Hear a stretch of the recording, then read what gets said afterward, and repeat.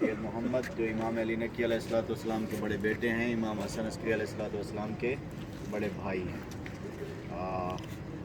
10 عبادت گزار تھے امام علی نقی علیہ السلام کے زمانے میں، جن میں سے ایک یہ سید محمد تھے۔ ان کے عبادت اور تقوی کو دیکھ کے لوگ کہتے تھے کہ امامت شاید ان کے حصے میں آئے گی، لیکن امام علی نقی علیہ السلام کے زمانے میں ہی 23 سال کی حیات مبارکہ تھی جب دنیا سے رخصت ہو گئے۔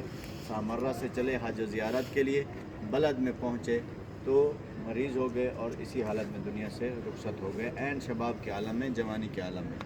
سید محمد کے زمانے میں کوئی بھی ان کے پاس آتا تو خالی ہاتھ نہیں آتا، کچھ نہ کچھ لے کے آتا، ان کے دربار میں گفٹ کرتا اور یہ آگے غرباء میں تقسیم کر دیتے۔ آپ کو پتہ ہے آل محمد کا شیوا ہے۔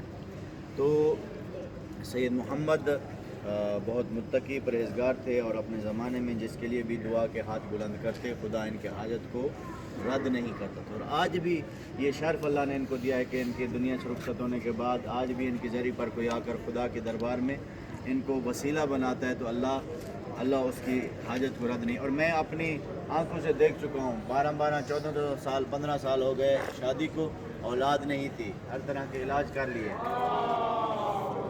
صلی اللہ محمد وآل محمد۔ یقین کریں، خدا گواہ ہے کہ اس مقام پر آ کے منت مانی اور خدا کو امام کے اس بیٹے کا واسطہ دیا۔ دوسرے سال چند مہینے بعد ان لوگوں کا مجھے فون آیا کہ آپ ہماری منت ادا کر دیں۔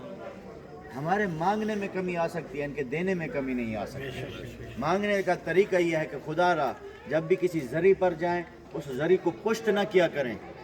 میں آپ سے ریکویسٹ کر رہا ہوں، شہید ہمیشہ زندہ ہوتے ہیں، کسی بھی امام کی زری پر جا رہے ہیں، کسی بھی شہید کی زری پر زری کو پشت نہ کریں۔ زری کو پشت کرنا بذات خود اس ہستی کو پشت کرنا ہے۔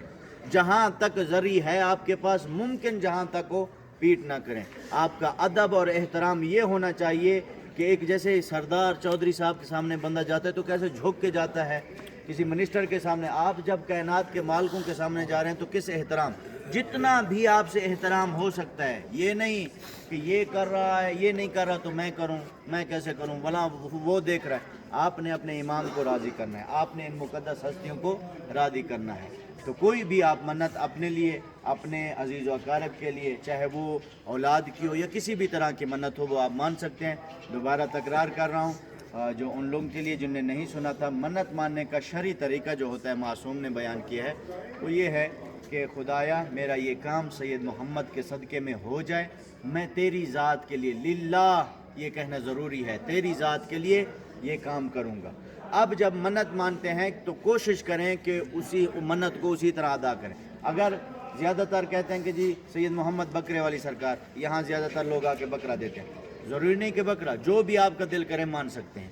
اب فور ایگزامپل اگر بکرے کی منت مانتے ہیں تو آپ ڈیپینڈ کرتا ہے کہ اگر آپ کہتے ہیں کہ یہاں ہی میں آ کے ادا کروں گا تو پھر ضروری ہے یہاں آ کے ادا کریں۔ اگر آپ کہتے ہیں میں کہیں ہوں ادا کر دوں گا، کسی کے ذریعے یہاں ادا کر دوں گا یا خود، یہ سارا کچھ آپ کے الفاظ پر۔ زیارت پڑھیں گے، زیارت پڑھنے کے بعد 2 رکعت نماز زیارت سید محمد قربتاً اللہ کی نیت سے، بر محمد